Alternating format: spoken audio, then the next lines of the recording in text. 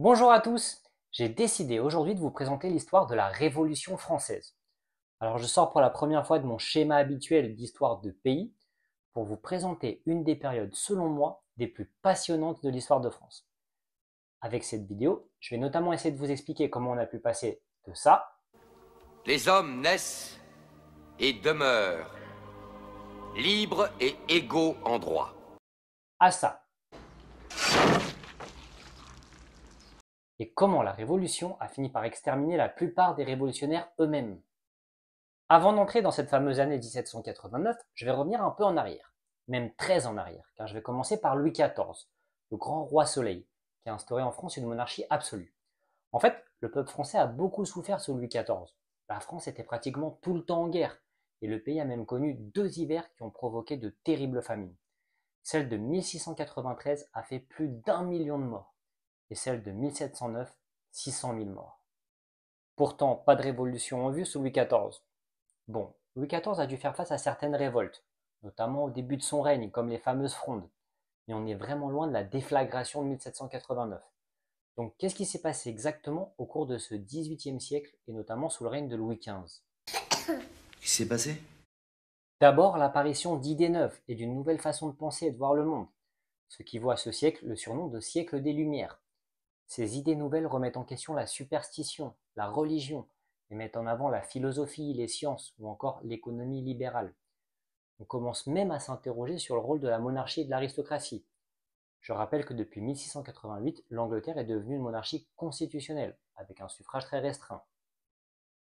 Voltaire défend la liberté d'expression et dénonce l'intolérance et l'injustice. L'espoir que les idées de justice, d'égalité, de liberté. Rousseau défend lui des idées comme celle de la souveraineté populaire et apporte de nouvelles idées, sur l'éducation notamment. Ça l'a pas empêché d'abandonner ses 5 enfants. Diderot et d'Alembert participent eux à la diffusion des idées des Lumières avec leur célèbre encyclopédie, une œuvre monumentale qui rassemblait l'ensemble des connaissances humaines de l'époque. Et finalement Montesquieu et son œuvre de l'esprit des lois, qui théorise sur la séparation des 3 pouvoirs, l'exécutif, donc le gouvernement, le législatif, donc les assemblées qui votent des lois, et le pouvoir judiciaire, donc les juges. Et tout ce beau monde fréquente des salons mondains pour parler d'idées nouvelles, et Louis XV laisse faire, voire même encourage, notamment du fait de sa célèbre maîtresse, Madame de Pompadour. Donc voilà pour le courant des Lumières. C'est très bref, je sais, et ça mérite d'ailleurs une autre vidéo. Ensuite, on a une classe bourgeoise de plus en plus nombreuse et qui s'affirme de plus en plus. Alors en fait, si c'est pas clair pour vous, il faut vraiment comprendre la distinction entre l'aristocratie et la bourgeoisie. Si vous ne comprenez pas ça, vous allez avoir du mal à comprendre ce qui va se produire. L'aristocratie, c'est-à-dire la noblesse, ce sont des ducs, des marquis, des comtes, des barons. C'est comme des petits rois un peu partout en France, qui ne travaillent pas et qui en plus collectent des impôts. Et face à eux, donc face à l'aristocratie, vous avez une élite bourgeoise, donc des commerçants, des médecins, des financiers et surtout des avocats. Donc ces gens-là sont plutôt aisés, oui, mais ils sont issus du peuple, ça reste des gueux. Donc c'est-à-dire qu'ils ne sont pas nobles. Un gueux! Ils n'ont pas vraiment de poids politique et contrairement aux aristocrates, ils doivent payer des impôts. Ils n'ont pas de privilèges. On observe également un autre phénomène qui va de pair avec celui des Lumières. Depuis 1750 environ, on commence à observer un recul de la pratique religieuse dans le royaume. Certains Français commencent à déserter les églises et on assiste à une petite baisse de la natalité, des mariages et des baptêmes. Alors attention car on arrive à l'année 1770 et le petit-fils de Louis XV, le futur Louis XVI, épouse Marie-Antoinette, la fille de Marie-Thérèse d'Autriche. Et qu'est-ce qui se passe pour les festivités de leur mariage? Un mouvement de foule lors des feux d'artifice sur la place Louis XV, que vous connaissez aujourd'hui comme place de la Concorde à Paris, fait 132 morts. Et curieuse anecdote, une émeute lors du couronnement du dernier tsar russe Nicolas II en 1896 avait fait lui plus de 1000 morts.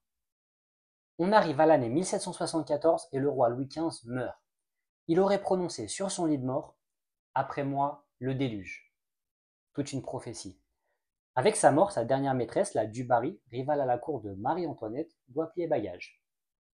Avant de continuer, je vous invite à suivre ma page Instagram Passionné d'Histoire, où je raconte de courtes anecdotes historiques. Mais quelle est donc la personnalité de ce nouveau roi, Louis XVI? Le peuple de France va se révolter contre lui et le guillotiner. C'était peut-être un tyran. En fait, pas du tout. Louis est plutôt timide et réservé. Il a parfois du mal à imposer son autorité. Il fait preuve de bonnes intentions pour réformer la France et s'inquiète du sort de son peuple. Louis est très croyant. Il faudra d'ailleurs plusieurs années pour que son mariage avec Marie-Antoinette soit consommé. Problème de timidité, problème physique, en fait on ne sait pas vraiment. Louis XVI était passionné par les serrures. En fait, Louis aurait dû être serrurier, mais il est né roi. L'une des premières décisions du jeune roi est d'engager la France dans le camp des rebelles américains contre l'Angleterre, une sorte de revanche sur la guerre de 7 ans. C'est maintenant une véritable guerre d'indépendance que mènent les milices américaines contre les troupes anglaises. La couronne de France ne peut soutenir une rébellion contre des autorités légitimes. Cependant, des considérations stratégiques m'obligent à prendre des décisions contraires. Le problème est que ce soutien militaire, je dirais même plus ce succès militaire, va mettre la France au bord de la faillite financière.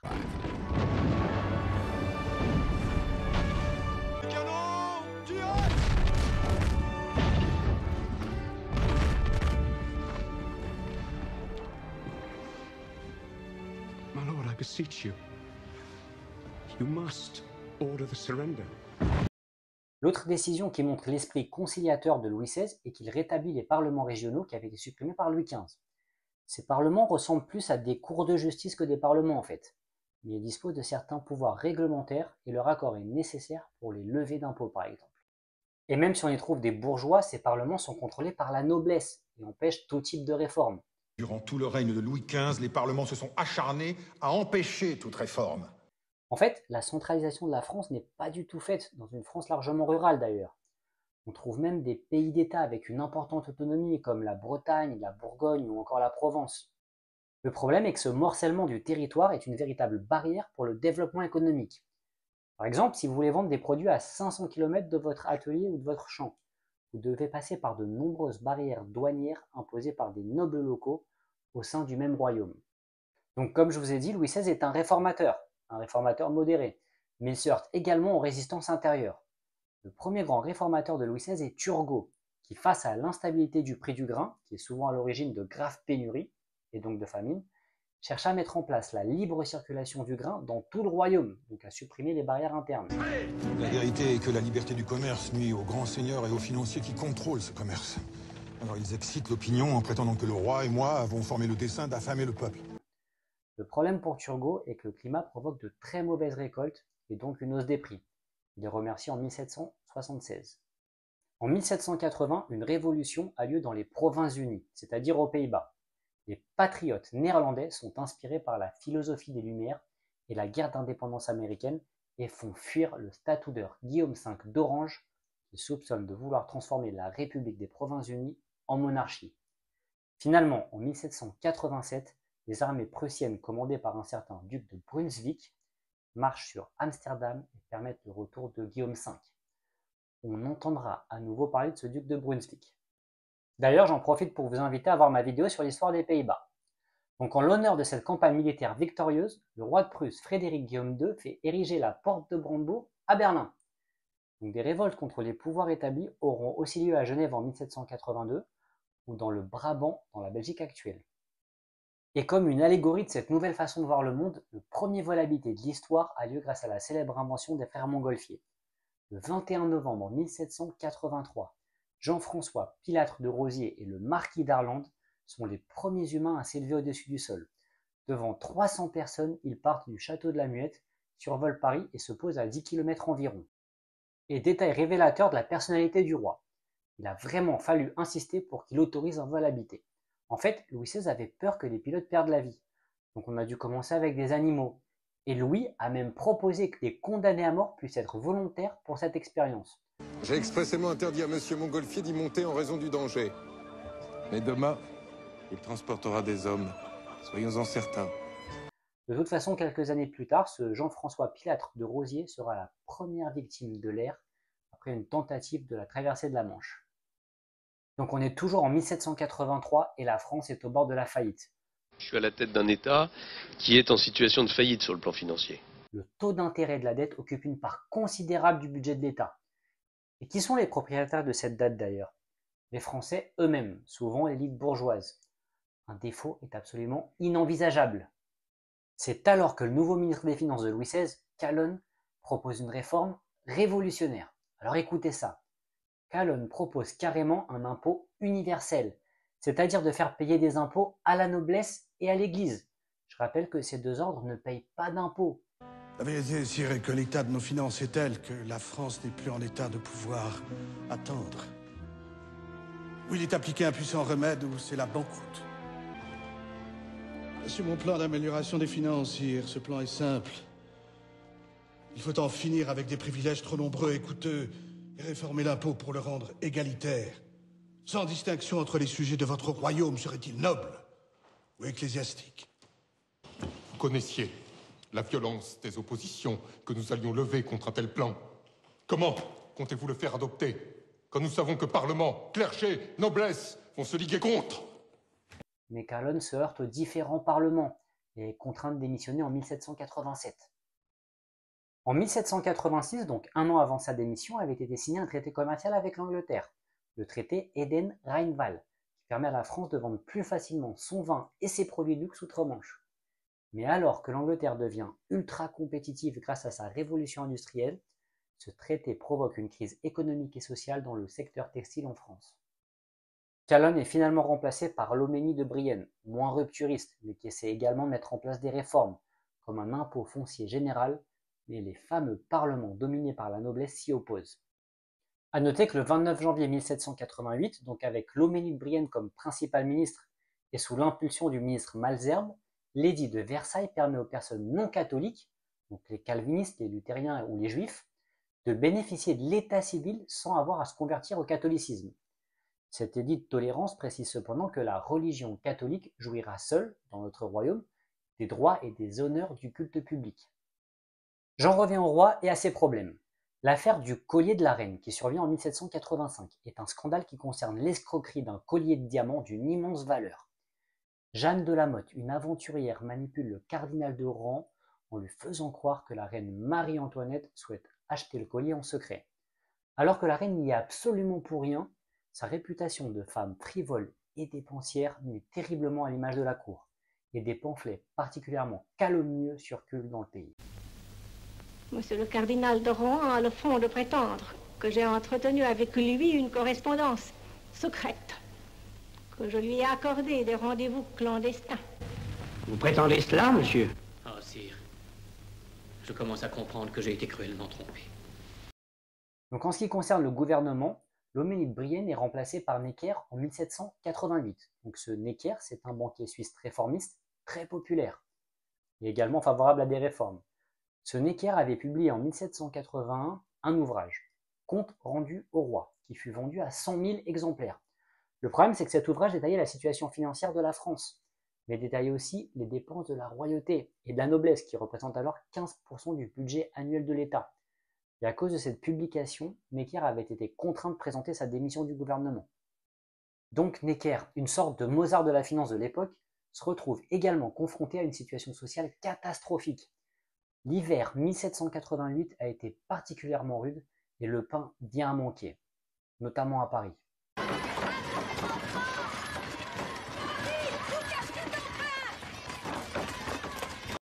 Le 7 juin 1788, une émeute éclate à Grenoble, connue comme la Journée des Tuiles. Deux futures figures de la Révolution française vont alors se faire remarquer, Antoine Barnave et Jean-Joseph Mounier. Ce Jean-Joseph Mounier sera à l'origine de la Déclaration des droits de l'homme de 1789. Et ça, on va y venir. Grenoblois, rassemblons-nous contre la fermeture du Parlement. Voilà de quoi vous informer. Il faut réagir. Unissons-nous!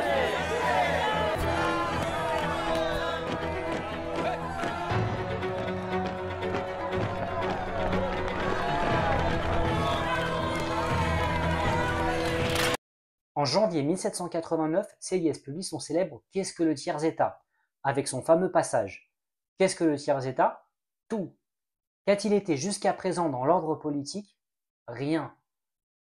Que demande-t-il à devenir quelque chose ?» Alors attention, je vais nommer beaucoup de dates et beaucoup de personnages. Alors pour ceux d'entre vous qui n'êtes pas vraiment familiarisés avec la Révolution, je mettrai ce signe distinctif pour les dates et les personnages importants. Je vais aussi préciser les causes de la mort des personnes citées, car on va traverser une période vraiment très spéciale.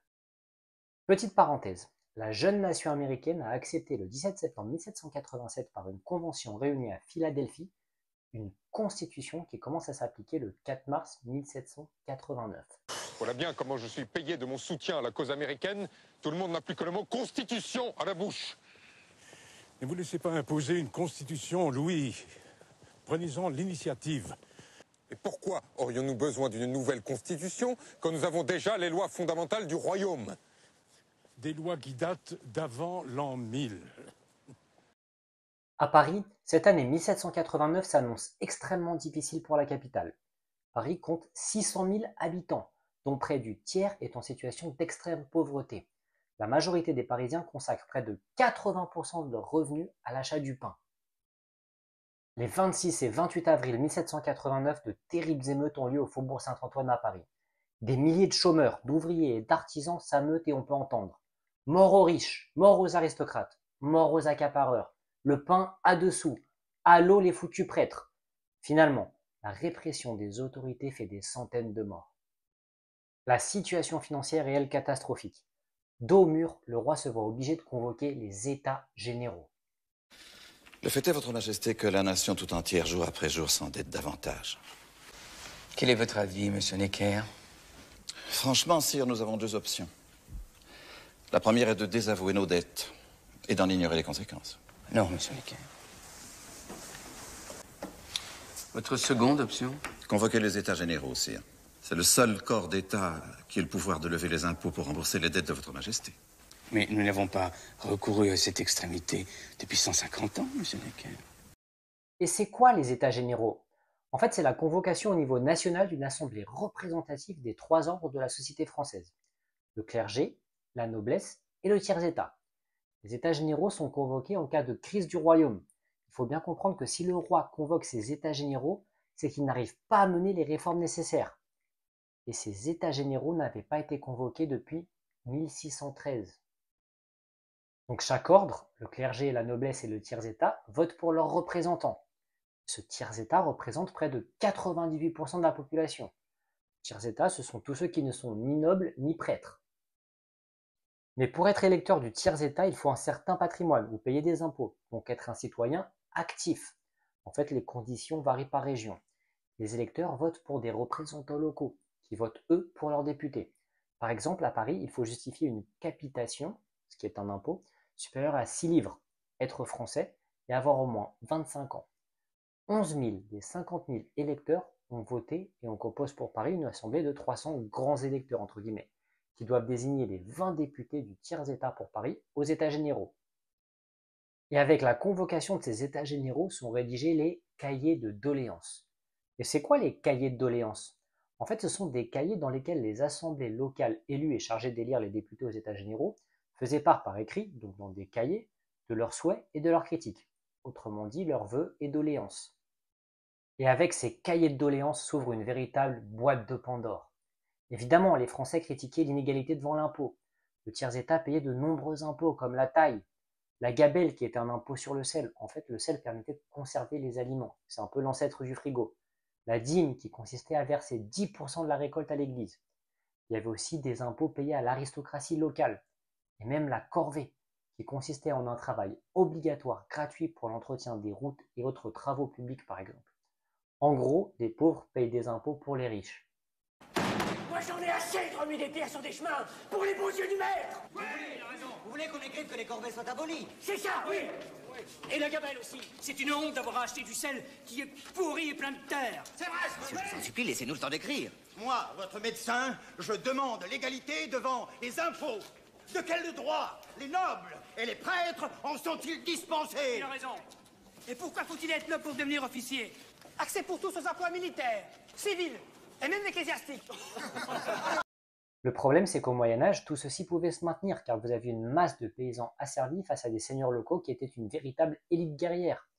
Mais cette élite était passée des champs de bataille au salon. Et d'ailleurs, beaucoup passaient plus de temps à Versailles que sur leurs terres, et du côté du peuple s'était développée une bourgeoisie de plus en plus lettrée et prépondérante. Beaucoup d'avocats, par exemple. Louis, mieux que tout autre, devrait se souvenir que notre société est fondée sur la distinction et la hiérarchie des trois ordres. Le clergé doit au roi ses prières, et rien d'autre que ses prières. La noblesse lui doit son sang, quand le pays est en guerre, et uniquement son sang. Le tiers-état, lui, le commun, lui doit son travail et son argent. Il n'est pas dans l'ordre naturel des choses que cette hiérarchie puisse être bouleversée. Et en plus de l'inégalité devant l'impôt, de nombreuses fonctions sont réservées à l'aristocratie, notamment dans l'armée, dans l'administration ou dans la diplomatie. Les nobles disposent également de certains privilèges comme le droit de chasse. On trouve même des revendications écologiques.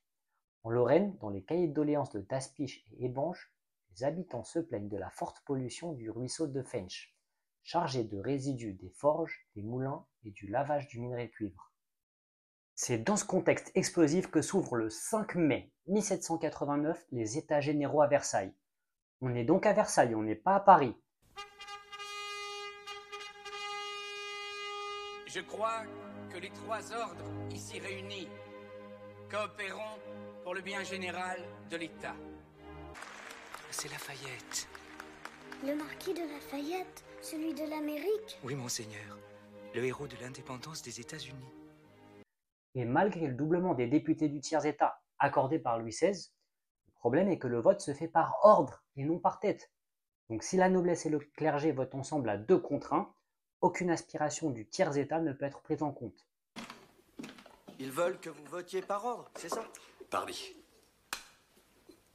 Le clergé plus la noblesse, ça fait 2 voix contre 1. À ce jeu-là, nous serons toujours perdants. Par contre, si nous votons par tête, le tiers-état a la majorité.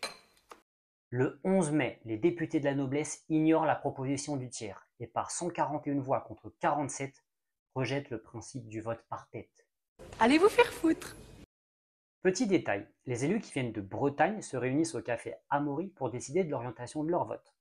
Ils sont très vite rejoints par des députés d'autres régions et ce club breton devient très vite extrêmement influent dans l'orientation du vote des députés. Ce club breton deviendra le club des Jacobins. J'en parlerai dans la prochaine vidéo. D'ailleurs, la noblesse et le haut clergé breton refusaient le mode de scrutin proposé au niveau national et voulaient appliquer des règles de vote à la bretonne. Finalement, les députés du tiers breton obtiennent gain de cause et la noblesse et le clergé breton boycottent les États généraux. Je pense qu'ils voyaient aussi venir la centralisation et la Bretagne et surtout l'aristocratie bretonne disposait de beaucoup de spécificités locales. Le 4 juin, l'héritier, fils de Louis XVI, décède. Ces moments sont donc également très durs sur le plan personnel pour le roi. Pendant 1 mois, les débats donc aux États généraux ne se focalisent pas sur la dette, qui sont la raison d'être de leur convocation, mais sur le mode de vote. Et des membres de la noblesse et du clergé commencent alors à rejoindre le tiers. Finalement, face à l'impasse, le 17 juin, et sur proposition de Sieyès, les députés du tiers-état et ceux de la noblesse et du clergé qui les ont rejoints se déclarent Assemblée nationale.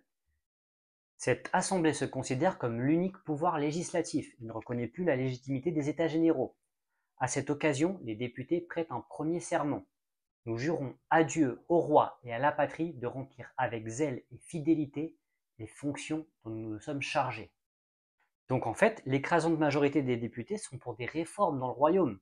Donc personne à ce moment ne parle de république. Le 20 juin, ces députés du tiers-état qui s'étaient vus refuser l'accès à la salle de l'hôtel des menus plaisirs, où se tenaient les États généraux, se rendent à la salle du jeu de paume voisine. Le député Jean-Joseph Mounier, vous vous souvenez, celui de la journée des Tuiles à Grenoble, propose de prononcer un serment. Et c'est Jean-Sylvain Bailly qui prononce ce serment. Bailly, à vous la parole.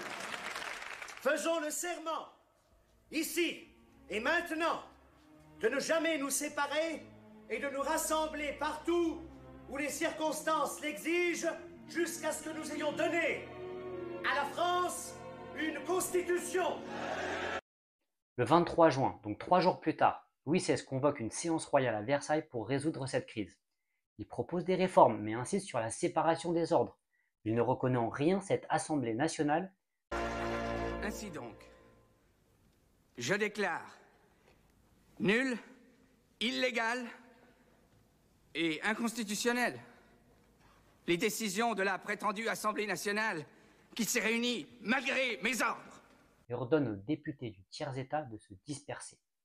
Et face au refus des députés du tiers, on assiste à 2 fameuses répliques de la Révolution.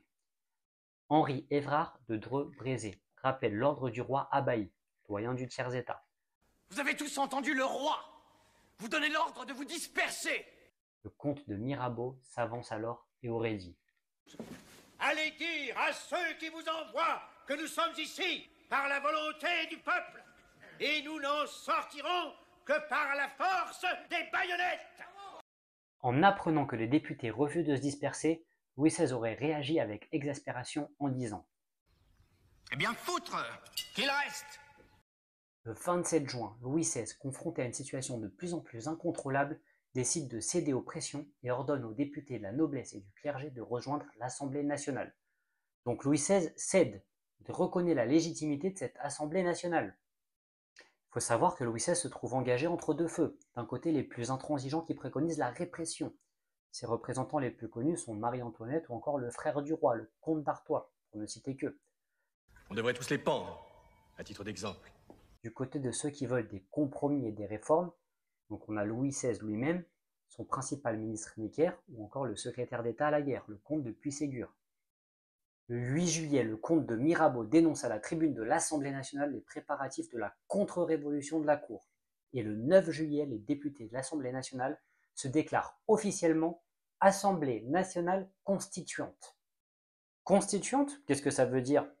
C'est-à-dire que cette assemblée se donne pour but de rédiger une constitution. Et c'est quoi une constitution? En fait, c'est un ensemble de règles fondamentales qui définissent l'organisation, les pouvoirs et le fonctionnement d'un État. Donc par exemple, le pouvoir du roi, des ministres, des assemblées, le pouvoir judiciaire. En gros, c'est les règles du jeu du pouvoir. Donc cette assemblée s'estime légitime pour décider comment doit s'organiser l'État français. Dos au mur, Louis XVI finit par céder à la pression des intransigeants et renvoie le 11 juillet son principal ministre Necker, ou encore Puységur, secrétaire d'État à la guerre.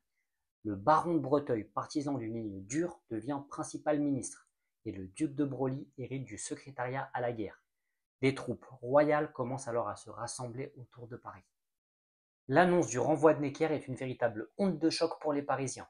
Le 12 juillet, Camille Desmoulins apprend le renvoi de Necker et monte sur une table du Café de Foix dans les jardins du Palais Royal. Il prononce un discours enflammé, appelle le peuple à prendre les armes et à se défendre contre une répression royale imminente. J'arrive de Versailles. Le roi a renvoyé Necker. Citoyens, c'est le signe. C'est le signe d'une Saint-Barthélemy pour les patriotes. Aux armes! Tout Paris doit prendre les armes! Dans les rues de Paris et dans le jardin du Palais Royal, de nombreuses manifestations ont lieu. Les bustes de Jacques Necker et de Philippe d'Orléans, un noble révolutionnaire, sont portés en tête des cortèges. D'ailleurs, ces bustes de cire sont confectionnés par une artiste très populaire à la cour, une certaine Marie Tussaud. Cette Marie Tussaud, écœurée par la Révolution, finira par émigrer à Londres, où elle ouvrira un musée. Ça vous dit peut-être quelque chose. Ce même 12 juillet, une charge de cavalerie aux Tuileries dirigée par le prince de Lambesc provoque la furie des Parisiens.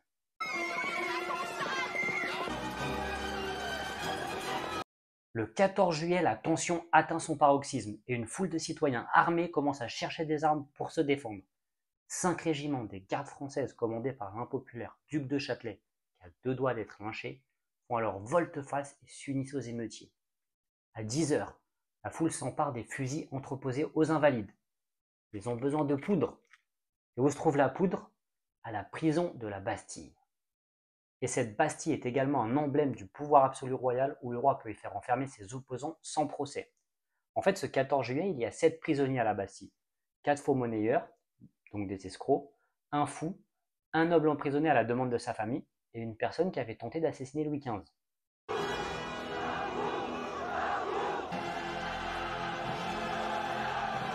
On n'a plus le choix. Anjou! Non, ce serait un carnage. Retirez-vous! Monsieur le gouverneur! Si vous ne faites pas tirer, nous sommes perdus. Anjou! Feu! Feu, par Dieu!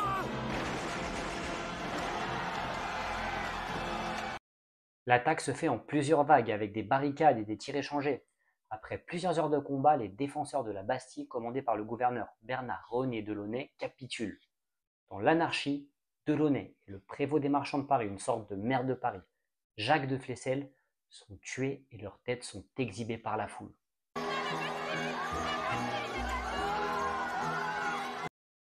La du Barry, dernière maîtresse de Louis XV, se trouve alors avec la grande portraitrice Élisabeth Vigée-Lebrun, et les deux femmes entendent les canons à Paris. L'ancienne favorite se serait alors écriée « Si Louis XV vivait, sûrement tout cela n'aurait pas été ainsi ». Et d'ailleurs, qu'a fait le pouvoir royal exactement? Qu'est-ce que tu fous, bordel? Le baron de Besenval est commandant militaire de l'Île-de-France. Celui-ci réunit les chefs des corps pour savoir si leurs soldats marcheraient sur les émeutiers. Face au manque de fiabilité de certaines troupes, Besenval n'intervient pas. L'autre problème qu'avait Besenval était le manque d'instructions claires du roi. Intervenir et être responsable d'un carnage, voire d'une humiliation, ne pas intervenir et être responsable de l'anarchie, pas évident. Besenval est perdu et ne reçoit pas d'ordre clair du nouveau secrétaire de la guerre, le duc de Broglie. De son côté, le duc de Broglie recevait des instructions contradictoires de Louis XVI. Résigné, Besenval finit par recevoir l'ordre de faire sortir les troupes royales de Paris.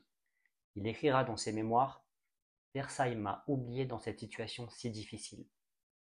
Pourtant, les armées sont souvent plus conservatrices et disciplinées. Elles ne soutiennent pas le roi? En fait, en 1789, le contexte est différent. Souvenez-vous que les grades d'officiers sont réservés à l'aristocratie, ce qui empêche les soldats non nobles de pouvoir faire carrière. L'armée est aussi très influencée par ces idées nouvelles. Ce même 14 juillet à Versailles, le roi qui revient d'une partie de chasse écrit sur son journal « Rien, car il était revenu bredouille de la chasse ».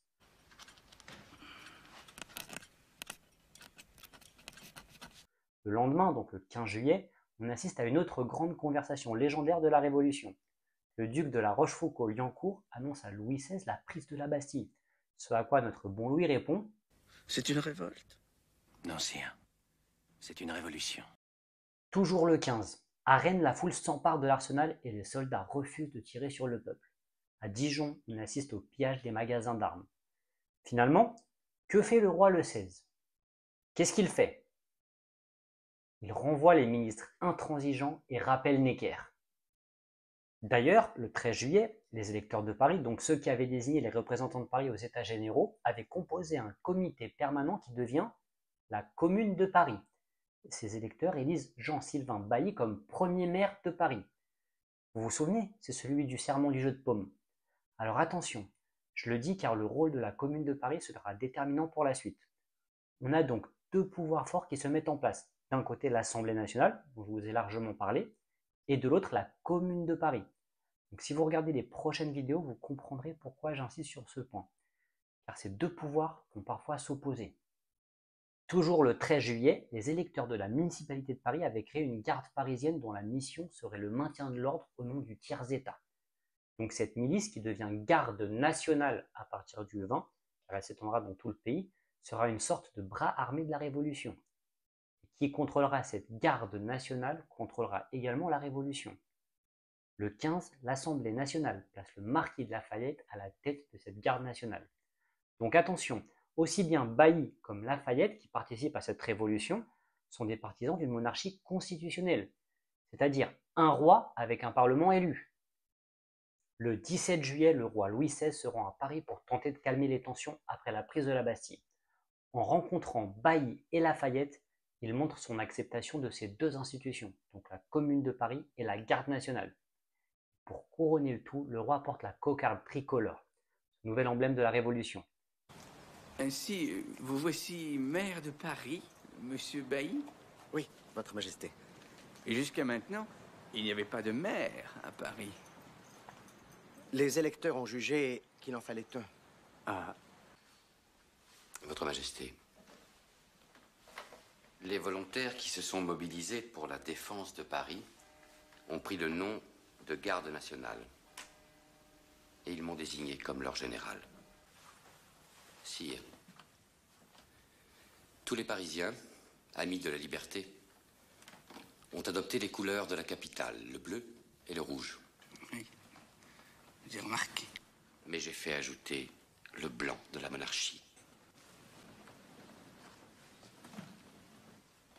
D'ailleurs, pour l'anecdote, c'est un drapeau américain qui flotte sur la tombe de Lafayette. Mais ces avancées n'empêchent pas la grande peur de se propager dans tout le territoire. Craignant une répression de l'aristocratie, la panique conduit à des attaques contre les châteaux et les propriétés des aristocrates.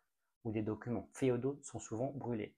Alors attention, sauf dans quelques cas bien précis, ces attaques étaient presque toutes matérielles. Et ne confondez pas la grande peur avec la terreur, que je vous expliquerai dans les prochains épisodes.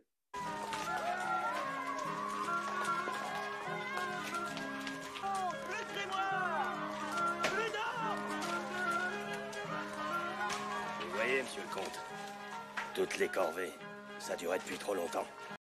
Le 20 juillet, chaque district de la Commune de Paris, donc récemment créé, élit 2 représentants chacun, formant une assemblée municipale de 120 élus. Et parmi ces 60 districts de Paris, on a notamment celui des Cordeliers. Je vous le dis car c'est important pour la suite.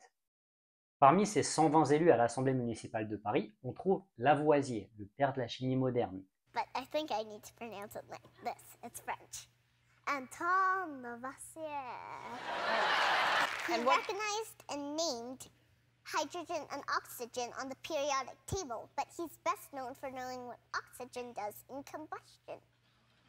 Le botaniste Antoine Laurent de Jussieu, ou encore le mathématicien Condorcet.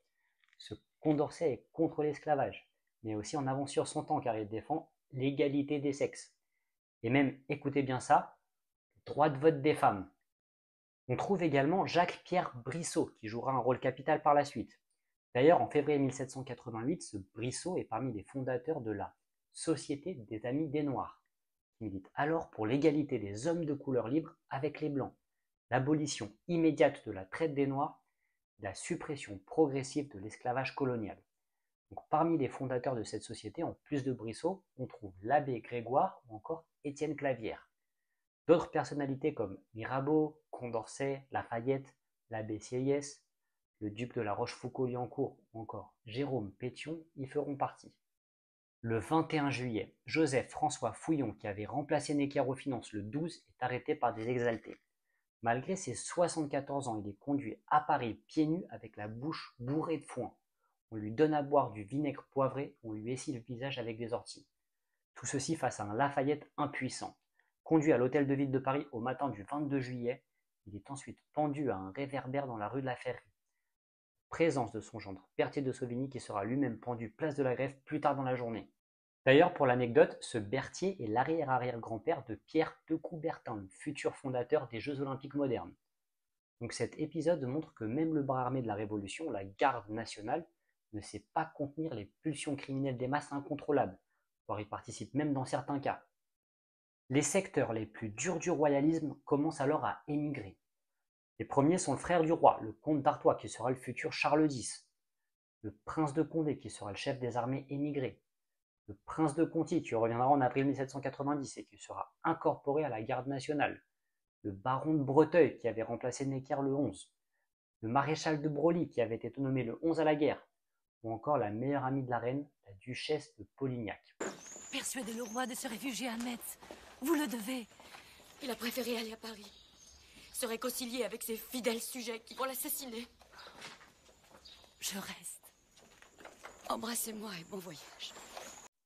D'ailleurs, la duchesse décédera malade en 1793, donc un mois après la reine, et on inscrira sur sa tombe « morte de tristesse ». Pour l'anecdote, Albert de Monaco descend de cette duchesse, et le titre de comtesse de Polignac est actuellement porté par Stéphanie de Monaco. De son côté, Paul-François de la Vauguyon, qui avait été nommé au ministère des Affaires étrangères, et je cite, « craint de payer de sa tête le court et funeste honneur d'un ministère de 5 jours », est arrêté alors qu'il embarquait au Havre, mais est relâché. Cette émigration est très importante pour comprendre la Révolution car les émigrés vont former de véritables armées pro-royalistes aux frontières extérieures de la France. Et ces armées seront une menace constante pour les acquis de la Révolution. Il faut savoir qu'entre 1789 et 1815, environ 140 000 personnes quittent le territoire français. On arrive alors à la soirée historique du 4 août 1789. Sur proposition du Club des Bretons, donc les futurs Jacobins, on assiste à l'abolition de tous les droits et privilèges féodaux, mais aussi les privilèges des provinces, des villes et des corporations. En fait, face au récit inquiétant à propos de l'instabilité qui sévit en France, je rappelle que la Grande Peur sévit toujours sur le territoire. Le 3 août 1789, donc la veille du 4, le duc d'Aiguillon suggère au Club des Bretons l'idée d'une abolition des droits seigneuriaux. Mais le 4 août au soir, dans une ambiance absolument indescriptible, le duc de Noailles propose à l'Assemblée nationale de supprimer les privilèges pour ramener le calme dans les provinces. Le duc d'Aiguillon propose alors l'égalité de tous devant l'impôt. Dans un contexte totalement euphorique, on assiste ensuite à la fin des juridictions seigneuriales, la vénalité des offices, le droit de chasse exclusif aux aristocrates, ou encore à la fin des privilèges ecclésiastiques. Moi, vicomte de Noailles, je propose que tous les privilèges et les droits de la noblesse soient abolis. Moi, comte de Beauharnais, je propose que désormais les emplois soient ouverts à tous, nobles et roturiers. Moi, duc de La Rochefoucauld-Liancourt, demande que l'Assemblée nationale abolisse enfin l'esclavage des nègres, ces créatures dont il ne faut jamais oublier qu'elles sont humaines. On assiste cette nuit-là à l'effondrement d'un ordre vieux de 1000 ans. C'est la fin de l'Ancien Régime. Gérard de Laï-Toyandal termine la séance en apothéose en proclamant Louis XVI restaurateur de la liberté française. Pourtant, le lendemain, Louis XVI écrit à un évêque « Je ne consentirai jamais à dépouiller mon clergé et ma noblesse. Je ne donnerai pas ma sanction à ces décrets. » Rassurez-vous, il finira par plier. Comme d'habitude, j'ai envie de dire. On arrive au 12 août à Caen. Le château de Guillaume sert d'entrepôt de blé et le transport du blé pendant la récolte est surveillé et protégé par le vicomte Henri de Belzunce, détesté par la population pour son arrogance. La population caennaise affamée est convaincue que la redistribution n'est pas équitable et une foule se masse devant le château. Un garde national tire alors une balle dans la tête du vicomte. La situation bascule alors dans l'horreur. Le corps est traîné et piétiné par la foule. D'ailleurs, si je vous parle de cette affaire, c'est qu'elle reviendra sur le devant de la scène en 1793. J'en reviens à mon assemblée constituante. Le 9 juillet 1789, Jean-Joseph Mounier, député du Dauphiné et qui s'était fait connaître lors de la journée des Tuiles à Grenoble, avait proposé que la constitution que s'apprêtait à rédiger cette assemblée constituante soit précédée d'une déclaration. Le 12 août 1789, la constituante décide la création d'un comité de 5 députés chargés d'examiner les différents projets de déclaration. Le 13, donc le lendemain, l'assemblée constituante précède à l'élection de ses membres. On y trouve Desmeuniers, La Luzerne, Tronchet, Mirabeau et Redon. Le 19 août, la constituante décide que le texte de la déclaration sera discuté article par article et le projet du comité sera modifié en profondeur au cours des débats. L'abbé Grégoire proposait que cette déclaration des droits de l'homme et du citoyen soit accompagnée de celle des devoirs. Le dernier article de cette déclaration des droits de l'homme est voté le 26 août. On proclame donc en ce 26 août 1789 la déclaration des droits de l'homme et du citoyen. Article 1er. Les hommes naissent et demeurent libres et égaux en droit. Les distinctions sociales ne peuvent être fondées que sur l'utilité commune. Ces droits sont la liberté, la propriété, la sûreté et la résistance à l'oppression. Le principe de toute souveraineté réside essentiellement dans la nation. La loi n'a le droit de défendre que les activités nuisibles à la société. Tout ce qui n'est pas défendu par la loi ne peut être empêché. La loi est l'expression de la volonté générale. Tous les citoyens étant égaux à ses yeux, sont également admissibles à toute dignité, place et emploi public. Nul homme ne peut être accusé, arrêté, ni détenu que dans les cas déterminés par la loi. Tout homme est présumé innocent jusqu'à ce qu'il ait été déclaré coupable. Nul ne doit être inquiété pour ses opinions, même religieuses. La libre communication des pensées et des opinions est un des droits les plus précieux de l'homme. Tout citoyen peut donc parler, écrire, imprimer librement, sauf à répondre de l'abus de cette liberté dans les cas déterminés par la loi. La garantie des droits de l'homme et du citoyen nécessite une force publique. Cette force est donc constituée pour l'avantage de tous. La propriété étant un droit inviolable et sacré, nul ne peut en être privé, si ce n'est lorsque la nécessité publique, légalement constatée, l'exige évidemment. Comme curiosité, Mirabeau propose un article sur, je cite, « le droit naturel qu'a tout citoyen d'être armé ». Cet article sera rejeté. Petite précision, l'article 2 proclame 4, je cite, « droits naturels et imprescriptibles de l'homme », dont la liberté, mais également la propriété. Je rappelle que nous sommes ici face à une révolution bourgeoise pour qui le droit de propriété est un droit inaliénable de l'homme. Bon, on a mis fin au privilège le 4 août et on a voté la Déclaration des droits de l'homme le 26. Maintenant, il faudra peut-être commencer à rédiger cette constitution, non? Au mois de septembre, le débat porte sur le rôle du roi et ses futurs pouvoirs. Mirabeau, l'homme fort de cette assemblée à ce moment-là, se déclare en faveur du veto royal, c'est-à-dire la possibilité pour le roi de mettre son veto sur les textes votés par l'Assemblée. Barnave se prononce lui en faveur du veto suspensif. Mounier insiste sur la nécessité de la sanction royale des actes législatifs votés par l'Assemblée. Le 11 septembre, un veto suspensif de 4 ans est voté par 673 voix contre 325. Vous verrez que ce veto aura de lourdes conséquences pour la suite. Parmi ceux qui se sont opposés à ce veto royal, on trouve un certain Robespierre. La veille, les députés avaient rejeté la création d'une seconde chambre, donc pas de Sénat.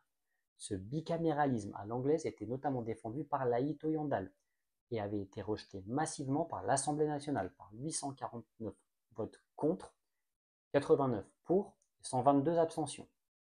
Le 22 septembre, l'Assemblée vote enfin le premier article de cette Constitution. Écoutez ça. Le gouvernement français est monarchique. Donc à ce moment-là, la Révolution construit une monarchie constitutionnelle. J'en reviens à mon Assemblée constituante. Donc pour vous placer chronologiquement, je vous rappelle que cette Assemblée constituante est la première de cette période révolutionnaire. Pour l'anecdote, on y trouve de nombreux francs-maçons, 115 pour le tiers-état, 80 pour la noblesse et même 19 pour le clergé. Sur les 578 députés du tiers-état, près de 200 sont avocats. Voyons un peu les principales figures qui composent cette Assemblée constituante. D'ailleurs, je rappelle que les concepts de droite et de gauche sont nés avec cette Assemblée constituante. Les partisans les plus fidèles du roi s'asseyant à droite et ceux plus critiques vis-à-vis de la monarchie à gauche. Donc à gauche, on trouve Robespierre qui se fera connaître un peu plus tard. Mais regardez, on trouve aussi des députés comme Buzeau ou Pétion qui siègent quasiment à l'extrême gauche dans cette Assemblée constituante. Ces députés s'opposeront à la monarchie, mais face à la radicalisation, finiront assis à la droite de l'Assemblée lors de la Convention. Ils finiront même poursuivis et perdront la vie sous la terreur révolutionnaire. Au centre-gauche, on trouve ces trois députés, Alexandre de Lamesse, Barnave et Duport, qui formeront un triumvirat qui détrône Mirabeau et qui domineront l'Assemblée sur les années 1790 et 1791. Leur objectif sera alors de stabiliser la Révolution en établissant une monarchie constitutionnelle tout en évitant les excès à la fois de la droite royaliste et de la gauche radicale. Au centre, on trouve Guillotin, le célèbre inventeur de la guillotine, ou encore Tronchet, qui sera l'avocat du roi lors de son procès. Au centre droit, on trouve des partisans d'une monarchie constitutionnelle, mais avec d'importantes prérogatives pour le roi.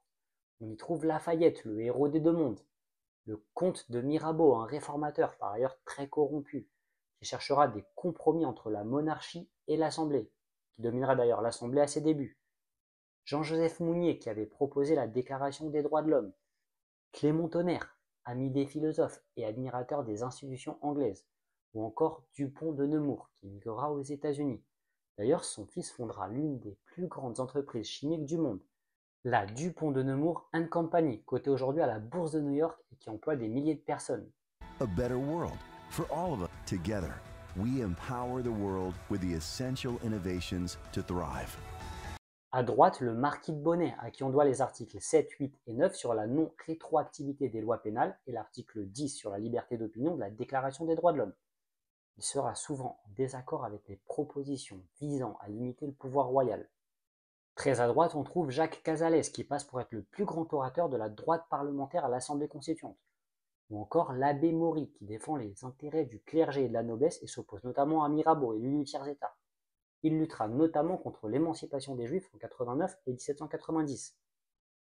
Certaines figures importantes de la Révolution et des événements à venir comme Desmoulins ou Brissot ont été battus lors des élections pour le tiers-état. Comme vous savez, s'est transformé en assemblée constituante. Danton ne s'était lui pas présenté. Et le gouvernement dans tout ça? On a bien un gouvernement dont les ministres sont nommés par Louis XVI, et leur tâche est d'appliquer les normes décidées par cette assemblée. D'ailleurs, Necker sera Premier ministre jusqu'en septembre 1790. Donc voilà pour cette première partie concernant la Révolution française. Donc si vous voulez savoir comment la Révolution va dériver dans la terreur et comment les révolutionnaires les plus engagés comme Bailly, qui prononce le serment du jeu de paume, ou encore Desmoulins qui harangue les foules à prendre la Bastille finissent décapités pour, entre guillemets, activité contre-révolutionnaire, n'hésitez pas à vous abonner à ma chaîne pour ne pas manquer le deuxième épisode, mais aussi à me suivre sur Instagram, passionné d'histoire. D'ailleurs, il y a aussi le fameux problème de la dette et du pain qui n'est toujours pas résolu. Donc on se voit pour le prochain épisode.